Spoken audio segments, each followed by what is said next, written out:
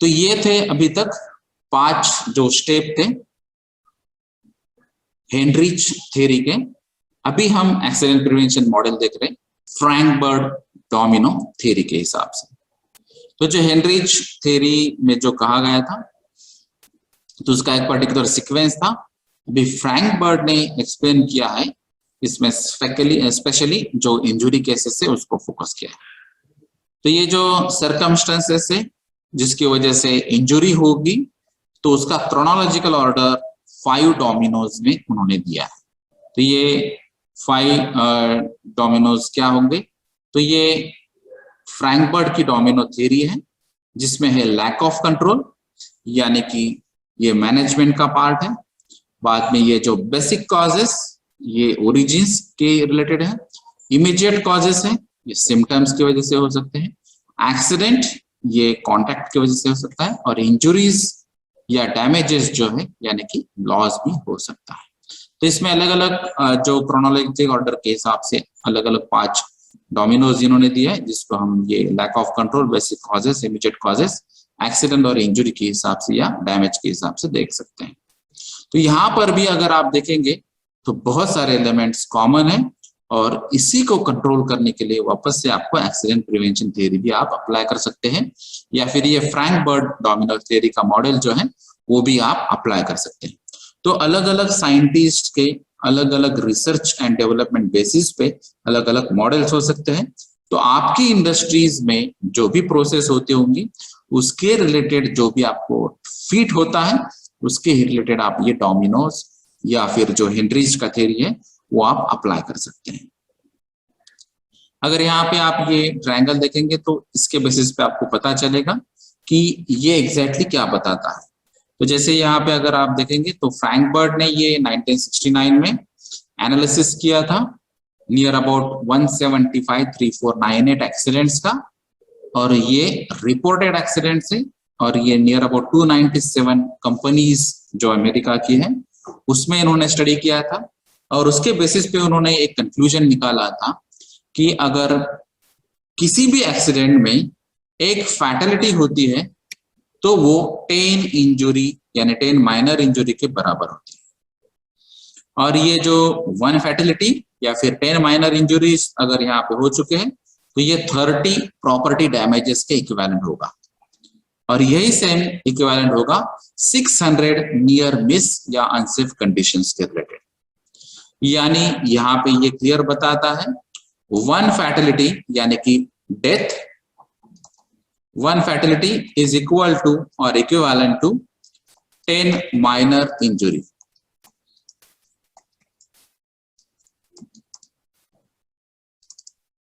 Ten minor injuries और 1 fatality is equivalent to 30 property damages,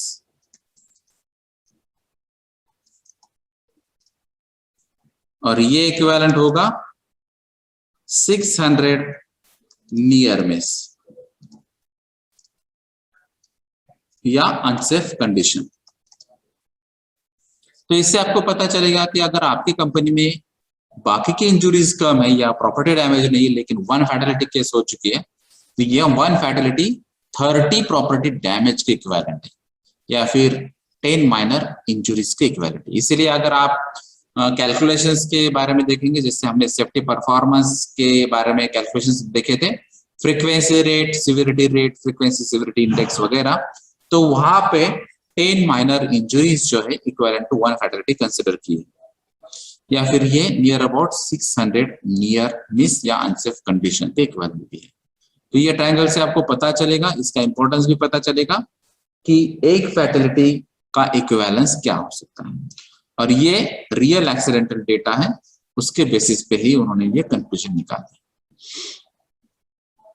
अभी हम बात करेंगे एक्सीडेंट की कॉस्ट के बारे में। जैसे कोई भी एक्सीडेंट होता है तो शायद फैटेलिटी हो सकती है, इंजुरी हो सकती है, या फिर डिसेबलमेंट केस हो सकती है, उसमें भी परमानेंट डिसेबलमेंट होगी या टेम्पररी डिसेबलमेंट होगी, या फिर उसमें भी कुछ परसेंटेज के बेसिस पे भी कैलकुलेशंस होते हैं। जैसे ये 1 लेग होगा, 1 हैंड होगा, या फिर फिंगर्स होंगे, तो हर एक पार्ट को, ओवरऑल बॉडी को आपको 100% इक्विवेलेंट कंसिडर किया है और जिसको हम रूल ऑफ 9 कहते हैं, तो 9% के हिसाब से उसको डिवाइड भी किया है। तो ये सभी बातें आपको पर्सन ओरिएंटेड कॉस्टिंग के बारे में सोचना होगा। उसके अलावा जो प्रॉपर्टी डैमेज है उसके बारे में भी सोचना होगा। तो जो भी एक्सीडेंट होगा तो एक्सीडेंट के मेजर 2 कॉस्टिंग होते हैं, एक होती है डायरेक्ट कॉस्ट और सेकंड होती है इनडायरेक्ट कॉस्ट। तो डायरेक्ट कॉस्ट में क्या होता है कि डायरेक्ट कॉस्ट में एक्सीडेंट का डायरेक्ट इफेक्ट जिस पे होता है, जिसकी वजह से यहाँ पे आपको कुछ ना कुछ इन्वेस्ट करना पड़ेगा, या फिर जो क्लेम्स है वो आपको रीएम्बर्स करने पड़ेंगे, या फिर जो पैसे हैं कंपनी को पर्सन को देना पड़ेगा या हॉस्पिटल को देना पड़ेगा, या फिर जो डैमेजेस हो चुके हैं उसको रिकवर करने के लिए कुछ ना कुछ इन्वेस्टमेंट वापस से करना पड़ेगा। ये सभी डायरेक्ट कॉस्टिंग के अंदर आता है। जैसे यहाँ पे अगर आपको एग्जांपल देखना है तो यहाँ पे इंश्योरेंस, अगर कोई पर्सन को लगता है या हॉस्पिटल में वो एडमिट है, या फिर परमानेंट डिसेबलमेंट केस है, या फिर जो फैटिलिटी है, तो उसके बेसिस से इंश्योरेंस क्लेम होता है। और ये इंश्योरेंस क्लेम की जो अमाउंट है, ये अमाउंट यहाँ पे डायरेक्ट कॉस्टिंग में आती है, क्योंकि ये एक्सीडेंट का डायरेक्ट रिलेशन आपका इंश्योरेंस क्लेम में आएगा। उसके अलावा है लॉस ऑफ प्रोडक्शन और रिड्यूस्ड आउटपुट। तो अगर यहाँ पे एक्सीडेंट हुआ है और एक्सीडेंट की वजह से अगर आपने पूरा प्लांट 1 घंटे के लिए बंद कर दिया और उसके बाद में रिकवर कर लिया, लेकिन 1 घंटे में कितना प्रोडक्ट फॉर्म होने वाला था, या फिर उसकी जो क्वालिटी थी, या फिर जो पैरामीटर्स थे, उसको वापस से कंट्रोल करने के लिए आपको जो भी लॉसेस हो चुके हैं, वो लॉस ऑफ प्रोडक्शन जो है वो यहाँ पे आपको कंसिडर करना होगी। ये अमाउंट आपकी डायरेक्ट कॉस्ट में आएगी। उसके अलावा है प्रोडक्ट लॉस। तो अगर इन केस आपने प्रोडक्शन स्टॉप कर दिया, या पर्टिकुलर वेसल, रिएक्टर या कोई भी इक्विपमेंट आपने स्टॉप कर दिया और वापस से आपको स्टार्ट करना है, तो शायद उस रेसिडेंस टाइम में वो प्रोडक्ट की क्वालिटी डिग्रेड हो सकती है, जिसकी वजह से वो प्रोडक्ट शायद एज अ वेस्ट प्रोडक्ट जाएगा और यहाँ पे आपका प्रोडक्ट का लॉस भी हो सकता है। इन केस अगर रिएक्टर को डैमेज है, स्टोरेज को डैमेज है, वेसल को डैमेज है, या पाइपलाइन को डैमेज है, तो ये डैमेज की वजह से भी यहाँ पे प्रोडक्ट का लॉस हो सकता है। ये भी अमाउंट आपकी डायरेक्ट लॉस में आएगी। उसके अलावा है जनरलाइज डैमेज, जिसमें आता है प्लांट का डैमेज, मटेरियल डैमेज और प्रीमाइसेस में डैमेज। तो इनकेस अगर टैंक फॉर्म या इंटरमीडिएट जो स्टोरेज टैंक्स होती है, रॉ मटेरियल स्टोरेज टैंक्स होती है, या फाइनल प्रोडक्ट की स्टोरेज टैंक्स होती है, तो उनके ओरिएंटेड अगर कुछ इश्यूज हो गए, जैसे कि हमने पहले ही बताया कि फायर और एक्सप्लोजन के चांसेस हो सकते हैं, और इसका इम्पैक्ट ये प्रीमाइसेस पे भी हो सकता है या नियर बाय इंडस्ट्रीज पे भी हो सकता है। तो ये प्लांट में जो भी ऑलरेडी लॉस हो चुका है, या मटेरियल का लॉस हो चुका है, या फिर प्रीमाइसेस में अलग अलग बिल्डिंग्स में या कुछ स्ट्रक्चर्स का या व्हीकल्स का भी डैमेज हो चुका है, ये सभी बातें आपको डायरेक्ट कॉस्टिंग में कंसिडर करनी पड़ेगी। उसके अलावा होता है सिकनेस कवर। तो ये अगर यहाँ पे वो पर्सन जो ऑलरेडी इस एक्सीडेंट की वजह से सिक हो गया और वो 8 दिन अगर काम पे नहीं आता है, तो उसका पेमेंट तो देना ही पड़ेगा।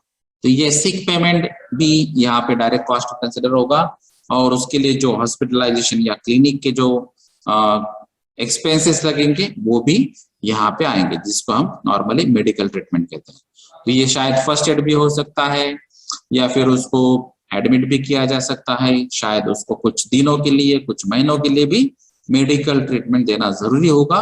तो उस हिसाब से वो मेडिकल ट्रीटमेंट की कॉस्टिंग डायरेक्ट कॉस्टिंग में आएगी। उसके बाद में है repairs to plant and equipment.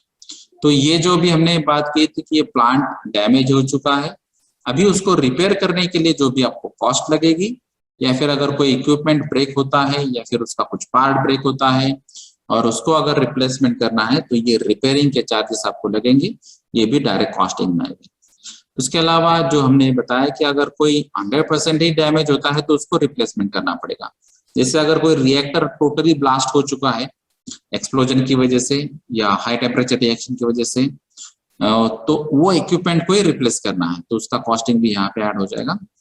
अगर इनकेस पर्सन को कंपेंसेशन देने की जरूरत है, तो उसको कंपेंसेशन का जो अमाउंट है, वो कंपेंसेशन का अमाउंट भी यहाँ पे डायरेक्ट कॉस्ट में आ जाएगा। उसके अलावा है बिजनेस अपॉर्चुनिटीज या शेयर प्राइजेस। तो जैसे कोई कंपनी का एक्सीडेंट होता है, तो वो उसका जो इन्वेस्टमेंट होता है शेयर मार्केट में, तो शेयर मार्केट में जो शेयर रहता है वो शेयर मार्केट के प्राइस पे उसका इफेक्ट होगा, और ये एक्सीडेंट की वजह से उसका शेयर प्राइस डाउन होगा। और जितना शेयर प्राइस डाउन होगा एक्सीडेंट की वजह से, तो उसकी वजह से भी यहाँ पे जो भी अमाउंट लॉस में कैलकुलेट होगी वो भी डायरेक्ट कॉस्ट में यहाँ पे कंसिडर होगी। तो यहाँ पे अगर मेजर एक्सीडेंट होते हैं तो ये शेयर प्राइसेस पे मैक्सिमम इम्पैक्ट होता है। अगर नॉर्मल या माइनर इंजुरीज के रिलेटेड एक्सीडेंट से तो यहाँ पे थोड़ा इफेक्ट हो सकता है, लेकिन ये आपको कैलकुलेशंस में कंसिडर करना पड़ेगा।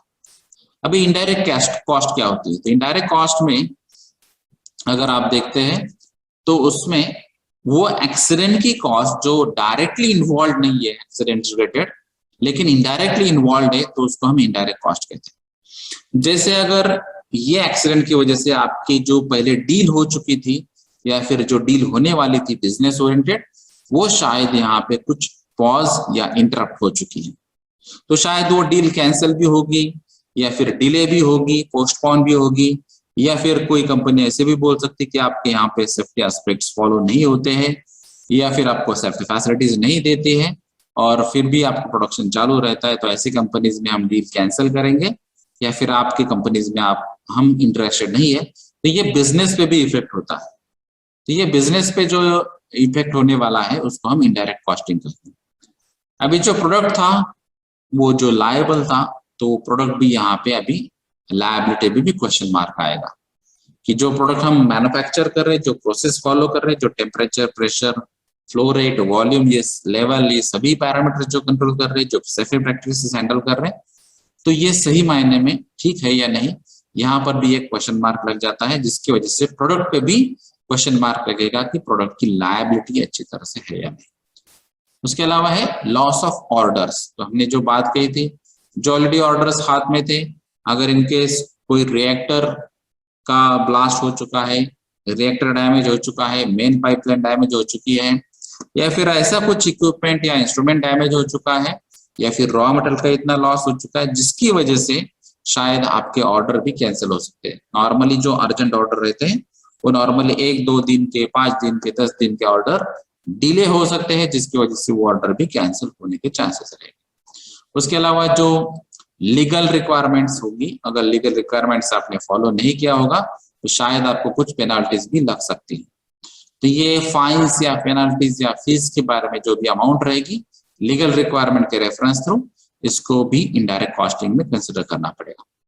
अभी जो प्रोडक्शन का डिले है, तो जितने भी दिन डिले होगा उस हिसाब से भी उसकी कॉस्टिंग आपको ये अमाउंट करना पड़ेगी, और ये इनडायरेक्ट कॉस्टिंग में आएगी। अभी जो स्टार्टअप कॉस्ट है, यानी कि अगर आपको ये रीस्टार्ट करना है, जो भी आपका प्लांट होगा या पर्टिकुलर यूनिट होगा या फिर पर्टिकुलर डिपार्टमेंट होगा, तो वो रीस्टार्ट करने के लिए भी आपको कुछ ना कुछ चीजें फॉलो करनी पड़ेगी। उसके बाद में ही स्टार्टअप प्रोसीजर 100% क्लियर होने के बाद ही होगा, तो वो जो भी एक्टिविटीज आप करने वाले स्टार्टअप के लिए, उसकी भी कॉस्टिंग यहाँ पे इनडायरेक्ट कॉस्ट पे आ जाएगी। उसके अलावा है जो इंश्योरेंस ऑलरेडी क्लेम हो चुका है, तो अभी इंश्योरेंस आपको रिन्यू करना पड़ेगा, तो इंश्योरेंस रिन्यूअल की भी कॉस्टिंग यहाँ पे ऐड हो जाएगी। उसके अलावा जो ट्रेनिंग्स है, तो शायद कुछ कॉजेस में ऐसा आया होगा या एक्सीडेंट इन्वेस्टिगेशन में आया होगा कि आपको शायद ये ट्रेनिंग अभी देना पड़ेगी, या ये ट्रेनिंग रिफ्रेशर का कोर्स जरूरी है, या फिर जो भी ट्रेनिंग आपको, तो जो भी ट्रेनिंग आप एक कंफ्यूजन में आएगा तो वो ट्रेनिंग का भी यहाँ पे कॉस्टिंग बढ़ेगा, क्योंकि शायद कुछ ट्रेनिंग आपने ऑलरेडी दे चुके हैं फिर भी ये एक्सीडेंट हुआ है, और एक्सीडेंट इन्वेस्टिगेशन एनालिसिस में ऐसा आ चुका है कि ये ट्रेनिंग से भी इसको कुछ फायदा नहीं हुआ, तो शायद आपको ट्रेनिंग ही रिप्लेस करना पड़ेगी। तो जहां पे ये पॉसिबल है ये भी कॉस्टिंग यहाँ पे ऐड हो जाएगी। तो ऑर्डर कैंसिलेशन का जो प्रोसेस है उसके लिए भी कुछ चार्जेस लगते हैं, उसके लिए भी कुछ प्रोसेसिंग फी लगती है, और वो भी फी यहाँ पे इनडायरेक्ट कॉस्टिंग में आ जाएगी। उसके अलावा है रिड्यूस्ड प्रोडक्टिविटी, ओवर टाइम या एडिशनल वेजेस। तो यहाँ पे कुछ लोगों को शायद ओवर टाइम करना पड़ेगा, शायद वो जो पर्सन इंजर हो चुके हैं वो यहाँ पे ज्वाइन नहीं हो पाएंगे, जिनको हम नॉर्मली रिपोर्टेबल एक्सीडेंट कहते हैं। अगर 48 आवर्स के बाद भी अगर वो नहीं आते तो शायद जो भी वर्कर्स अवेलेबल है वो उनका एक्सपर्टाइज यूज करना पड़ेगा, उनका टाइम यूटिलाइज करना पड़ेगा, और उनको ओवर टाइम देना पड़ेगा और ओवर टाइम के चार्जेस भी आपको यहाँ पे ऐड करने पड़ेंगे, क्योंकि ओवर टाइम का नियर अबाउट डबल रेट रहता है। अगर वो 4 घंटे एडिशनल काम करता है तो उसको 8 घंटे का पैसा देना पड़ता है। तो ये भी एडिशनल कॉस्ट होती है, ये भी इनडायरेक्ट कॉस्ट है। तो यहाँ पर जो एक्सीडेंट का कॉस्टिंग होता है, तो डायरेक्टली एक्सीडेंट का इम्पैक्ट होने की वजह से या एक्सीडेंट की वजह से लिंक होने की वजह से जो अमाउंट आपको पे करना पड़ती है उसको हम डायरेक्ट कॉस्ट कहते हैं, और इनडायरेक्टली अगर आपको अमाउंट पे करना पड़ता है तो उसको हम इनडायरेक्ट कॉस्ट कहते हैं। और फिर आपको ये एक्सीडेंट जो कॉस्ट है, तो ये एक्सीडेंट कॉस्ट आपको कैलकुलेट करना पड़ेगी दोनों का समेशन करके, यानी कि direct cost plus indirect cost.